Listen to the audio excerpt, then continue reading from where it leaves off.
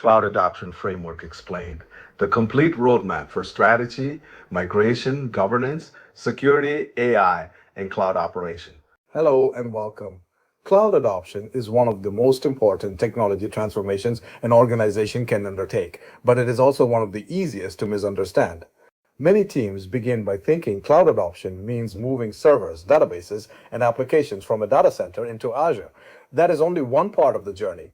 Real cloud adoption changes how the organization plans technology, funds technology, secures systems, governs risk, operates workloads, enables developers, and delivers business value. The Microsoft Cloud Adoption Framework helps organizations approach this journey with structure instead of guesswork. So cloud becomes a repeatable business capability rather than a collection of isolated technical projects. The Microsoft Cloud Adoption Framework, often called CAF, is a structured roadmap for adopting Azure and integrating cloud services into existing business and IT environments. The attached Microsoft document describes CAF as guidance that helps organizations make the right decisions throughout the cloud journey, using 7 core methodologies: strategy, plan, ready, adopt, govern, secure, and manage. The framework is useful because it connects business intent with practical implementation.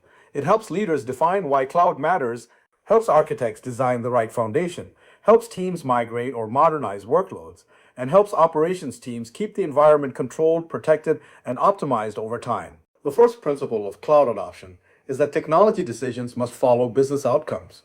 A cloud program should not begin with a list of Azure services. It should begin with questions such as, what business problem are we solving? What risks are we reducing? What new capabilities are we enabling? And how will success be measured? Some organizations adopt cloud to reduce data center dependency.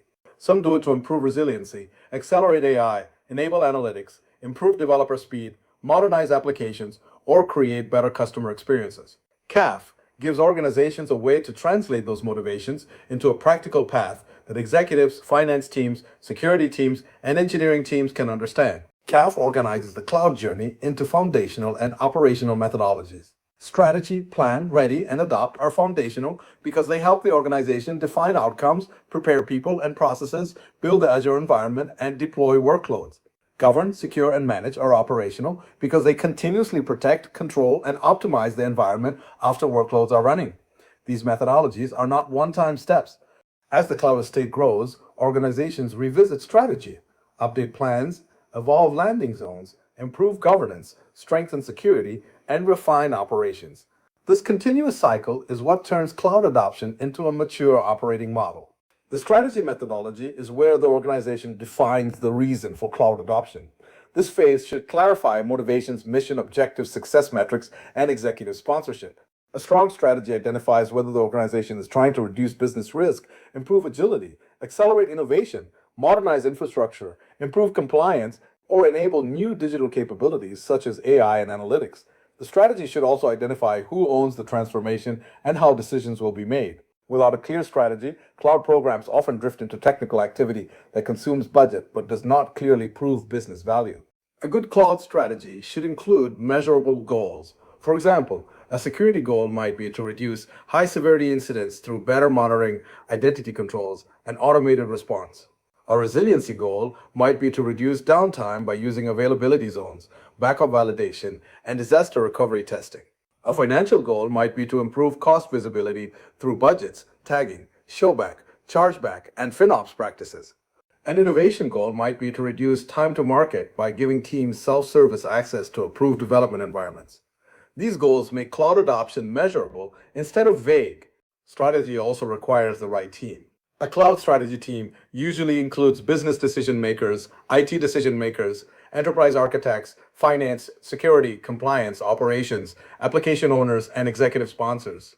The team's role is not to approve every technical detail. Its role is to keep cloud adoption aligned to business priorities, risk tolerance, investment decisions, and organizational readiness. In smaller organizations, this team may start with only a few people. In larger enterprises, it should include representatives from business units, platform teams, security, governance, finance, HR, and key technology partners. Organizational alignment is one of the most important parts of cloud adoption. Cloud introduces new ways of working, new cost models, new security responsibilities, and new operating expectations. Leaders need to communicate why the organization is changing and what teams should expect. Business strategy, digital strategy, IT strategy, and cloud strategy should support each other rather than compete. If leadership is not aligned, cloud adoption can become fragmented. One team may prioritize speed, another may prioritize cost, another may prioritize security, and no one may have authority to resolve conflicts.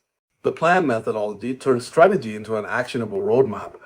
Planning includes selecting the operating model, preparing people, building a workload inventory, choosing migration strategies, estimating cost, documenting responsibilities, and setting timelines. This phase is where organizations move from vision to execution. A cloud adoption plan should clearly explain which workloads are moving, which workloads are being modernized, which workloads will remain where they are, who owns each decision, what skills are needed, what landing zone capabilities must exist, and how progress will be reported. A cloud operating model defines how the organization manages cloud resources, responsibilities, and collaboration. CAF describes centralized shared management, decentralized, and hybrid approaches. In a centralized model, one team manages governance, security, and operations for the cloud estate. This can work for smaller or highly regulated environments, but it may become a bottleneck as adoption scales. In a shared management model, platform teams provide reusable services and guardrails, while workload teams operate within those guardrails. This model is often effective for enterprises because it balances standardization with speed. In a decentralized model, individual teams own their cloud environments more independently. This can accelerate innovation, especially in startups or advanced engineering teams, but it can also increase risk if governance and security are weak. Many organizations eventually use a hybrid model where critical systems follow stricter centralized or shared controls while innovation teams operate with more autonomy. The key is not to copy another company's operating model. The key is to choose a model that matches business risk, technical maturity, regulatory needs, team skills, and scale. Planning must also include people and skills. Cloud adoption requires skills in identity, networking, security, governance, automation, cost management, architecture, monitoring, DevOps, data, AI, and cloud-native development. Teams that are strong in traditional infrastructure may still need training in Azure operations, infrastructure as code, managed services, cloud security, and modern application patterns. A good plan includes skill assessments, learning paths, certifications, hands-on labs, sandbox environments, expert support, and a continuous learning culture. Cloud technology changes quickly, so learning cannot be treated as a one-time training event. Workload discovery is another major part of planning. Organizations need a complete inventory of applications, servers, databases, integrations, dependencies, owners, business processes, compliance requirements, performance patterns, and operational constraints. Without reliable inventory, migration decisions become risky. A workload may appear simple until teams discover that it depends on shared databases, legacy authentication, undocumented batch jobs, third-party APIs, or strict maintenance windows. Discovery tools can accelerate this process, but interviews with application owners and business stakeholders are still necessary to validate what the tools find. Once workloads are known, organizations must choose the right migration strategy for each one. CAF uses common migration options such as retire, retain, rehost, replatform, refactor, re-architect, rebuild, and replace. Retire means decommissioning workloads that no longer provide value. Retain means keeping workloads where they are because there is no strong reason to move. Rehost means moving with minimal change. Replatform means moving to a more managed hosting environment with limited code change. Refactor improves code. Re-architect changes the design. Rebuild creates a new cloud-native solution. Replace uses SaaS or another product instead of maintaining a custom system. The most important lesson about migration strategies is that one approach does not fit every workload. Rehosting can be fast and low risk, but it may carry old problems into the cloud. Replatforming can reduce operational overhead, but it still requires testing and service selection. Refactoring and re-architecting can unlock more value, but they require more time, engineering skill, and business commitment. Rebuilding or replacing may be the best choice when legacy systems are too expensive or inflexible to maintain. The right strategy depends on business value, technical condition, cost, risk, timeline, and modernization goals. Cost planning is also essential because cloud changes the financial model from capital spending toward operating expense. Instead of buying infrastructure upfront, organizations pay for ongoing usage. This creates flexibility, but it also creates the need for active financial management. A cloud adoption plan should estimate platform costs, workload costs, migration costs, training costs, operational costs, licensing impacts, data transfer costs, and support costs. It should also define tagging, budgets, alerts, cost ownership, reserve capacity strategies, right sizing practices, and FinOps responsibilities. The ready methodology prepares the Azure environment before workloads are deployed. This is where Azure landing zones become central. A landing zone is a prepared cloud environment that provides the foundation for identity, networking, security, governance, management, monitoring, connectivity, policy, and subscription organization. It is not just a place to deploy resources, it is the structure that makes cloud adoption repeatable. Without a landing zone, every workload team may create its own network, security model, naming pattern, monitoring configuration, and access structure, which quickly becomes difficult to manage. CAF distinguishes between platform landing zones and application landing zones. A platform landing zone provides shared services such as identity, connectivity, management, security, and governance. An application landing zone hosts workload resources for development, testing, production, or other environments. This separation allows platform teams to manage common capabilities while workload teams focus on application delivery.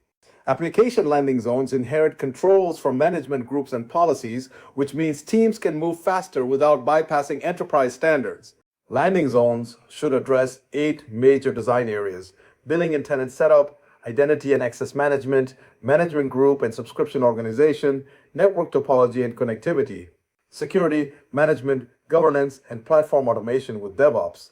These design areas help organizations avoid common mistakes, such as weak subscription structure, unclear ownership, inconsistent naming, poor network segmentation, excessive privileges, missing monitoring, and manual deployments. A landing zone should be scalable and modular so it can evolve as business needs change. Subscription design is a practical but critical part of readiness. Subscriptions create boundaries for billing, access control, policy assignment, quota management, and workload isolation. Platform subscriptions may support identity, connectivity, management, and security services. Application subscriptions may support specific workloads, environments, or business units. Subscription vending can automate the creation of new workload environments with the right policies, networking, role assignments, and baseline configurations. This is how organizations provide self-service without losing governance. Network design is another major readiness decision. Organizations must decide how Azure connects to on-premise networks, other clouds, the internet, partners, and remote users. They must design virtual networks, routing, firewalls, DNS, private endpoints, network security groups, DDoS protection, express route or VPN connectivity, and hub and spoke or virtual WAN topologies. Network architecture affects performance, security, cost, reliability, and migration sequencing. Poor network planning can delay migration, create security gaps, or cause application performance problems after workloads move. Identity is one of the strongest security boundaries in cloud. A ready Azure environment should use Microsoft Entra ID, role-based access control, privilege identity management, multi-factor authentication, conditional access where appropriate, manage identities, access reviews, and least privilege role assignments. Organizations should avoid broad permanent permissions and should separate duties between platform teams, security teams, application teams, and administrators. Identity planning should also include hybrid identity needs, service principals, workload identities, and emergency access accounts. The adopt methodology is where workloads are moved, modernized, or built in Azure. Adoption has 3 major paths: migration, modernization, and cloud-native development. Migration moves existing workloads. Modernization improves workloads to take advantage of cloud services. Cloud-native development creates new solutions using cloud-first architecture. Many organizations use all 3 paths at the same time. For example, they may rehost some legacy workloads, replatform databases to manage services, modernize customer-facing applications, and build new AI-enabled services cloud-native. Migration should be organized into waves. A migration wave groups workloads based on dependencies, business priority, technical readiness, and risk. Early waves often include lower risk workloads so teams can validate tools, processes, governance, and operations. Later waves can include more complex or mission-critical systems once the organization has more confidence. Each wave should include planning, preparation, migration execution, validation, optimization, and decommissioning of source systems when appropriate. A wave-based approach reduces chaos and creates learning cycles. Preparing workloads for migration includes resolving compatibility issues, validating network connectivity, confirming identity flows, testing performance, preparing data migration, documenting rollback plans, and confirming stakeholder communication. A migration is not successful just because a server starts in Azure. It is successful when the workload meets business, security, performance, compliance, and operational expectations. Teams should validate monitoring, backups, disaster recovery, access controls, cost tracking, and user experience before declaring migration complete. Modernization is where cloud adoption creates deeper value. Modernization may include moving from virtual machines to managed databases, adopting containers, using serverless services, improving CI/CD pipelines, adding observability, implementing auto-scaling, improving API management, redesigning integration patterns, and reducing operational maintenance. Modernization should be justified by business value rather than technology enthusiasm. The best modernization efforts reduce risk, improve speed, lower operational burden, improve reliability, or enable new capabilities that were difficult in the old environment. Cloud-native development focuses on building new solutions specifically for cloud environments. These solutions often use managed services, event-driven designs, APIs, containers, serverless computing, automated deployment pipelines, observability, and resilient architecture patterns. Cloud-native does not mean using every new service available. It means designing applications that can scale, recover, update, and operate efficiently in a cloud environment. Teams should still apply security, governance, cost controls, reliability targets, and workload architecture reviews from the beginning. Governance is the methodology that keeps cloud adoption controlled at scale. Without governance, cloud environments can quickly develop inconsistent naming, unmanaged costs, risky configurations, unapproved regions, excessive permissions, missing tags, and compliance gaps. Governance should define policies, ownership, risk management, resource organization, naming standards, tagging standards, cost controls, deployment rules, and compliance monitoring. The goal is not to slow down teams. The goal is to create safe self-service where teams can innovate inside approved guardrails. Cloud governance should start with risk assessment. Teams should identify business, technical, regulatory, financial, operational, and security risks. These risks should be captured in a risk register with owners, impact, likelihood, mitigation plans, and status. For example, a risk might be that sensitive data could be deployed in an unapproved region. Another risk might be that teams could create expensive resources without budget controls. Governance turns these risks into enforceable policies, automated checks, and monitoring processes. Policy enforcement should use automation wherever possible. Azure policy can help enforce or audit requirements such as allowed regions, required tags, approved resource types, encryption settings, diagnostic logging, network rules, and security configurations. Management groups allow policies to apply across subscriptions consistently. Manual review still has a role for exceptions, architecture decisions, and business approvals, but repeatable controls should be automated. This approach makes governance scalable and less dependent on individual memory or manual gatekeeping. Security is a continuous methodology across the entire cloud adoption journey. Cloud security begins with strategy and continues through planning, landing zone design, workload adoption, governance, and operations. A strong cloud security approach uses zero trust principles. Verify explicitly, use least privilege, and assume breach. This means access should be continuously validated, privileges should be limited, and systems should be designed to reduce blast radius if something goes wrong. Security should be integrated into design, deployment, monitoring, and incident response. Security teams also need to evolve their operating model. In traditional environments, security may have focused heavily on perimeter controls and late-stage approval. In cloud environments, security must collaborate continuously with platform teams, developers, operations teams, data teams, and governance teams. Security responsibilities include identity protection, posture management, threat detection, incident response, data protection, network security, application security, vulnerability management, compliance monitoring, and secure DevOps practices. The most mature organizations treat security as an enabling function rather than a final checkpoint. Data protection is a central part of cloud security and compliance. Organizations must classify data, define retention requirements, encrypt data at rest and in transit, manage keys, control access, monitor usage, and meet regulatory obligations. Data residency and sovereignty requirements may influence region selection and architecture. Microsoft Purview, Microsoft Defender for Cloud, Microsoft Sentinel, Azure Key Vault, managed identities, private endpoints, and policy-based controls can all play roles in protecting cloud workloads and data platforms. The managed methodology focuses on operating workloads after they are running in Azure. Cloud management includes administration, monitoring, reliability, cost optimization, backup, recovery, patching, incident response, change management, and continuous improvement. A workload is not finished when it is deployed. It needs health models, alerts, dashboards, runbooks, service level targets, operational ownership, documentation, and regular review. Cloud operations should measure whether workloads are secure, reliable, performant, cost-effective, and aligned to business needs. Monitoring and observability are essential to cloud operations. Teams need visibility into infrastructure, applications, networks, databases, security events, costs, compliance, and user experience. Azure Monitor, Log Analytics, Application Insights, Microsoft Sentinel, Defender for Cloud, and Service Health can help teams detect issues, investigate incidents, and improve reliability.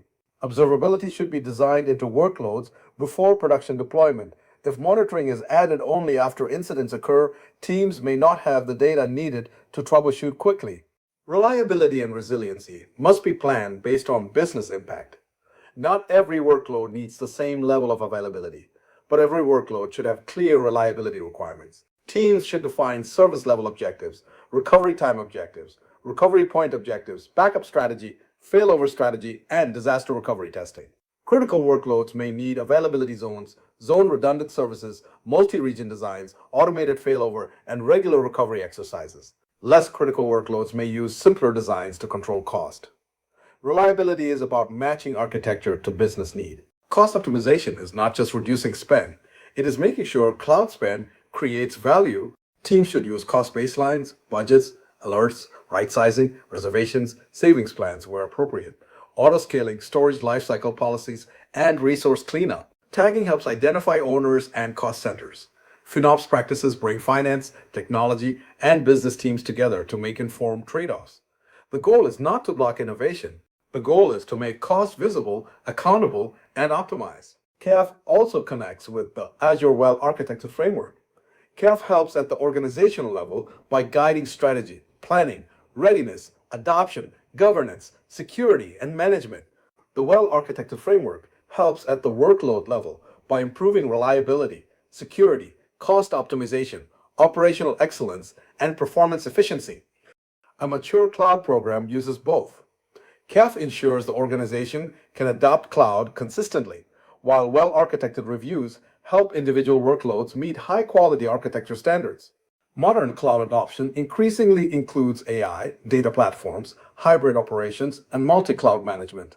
CAF now includes guidance for AI adoption, AI agents, data platforms for analytics and AI, Azure Arc, Azure Virtual Desktop, SAP on Azure, Oracle on Azure, Azure VMware Solution, and other scenarios.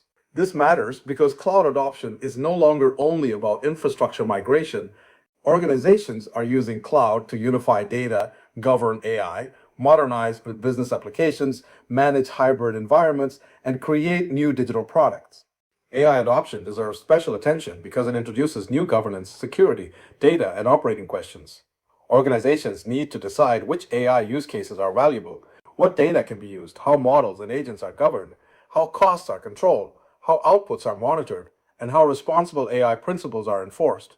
AI workloads should not bypass landing zones, identity controls, data governance, security monitoring, or cost management. A strong cloud foundation makes AI adoption safer and more scalable.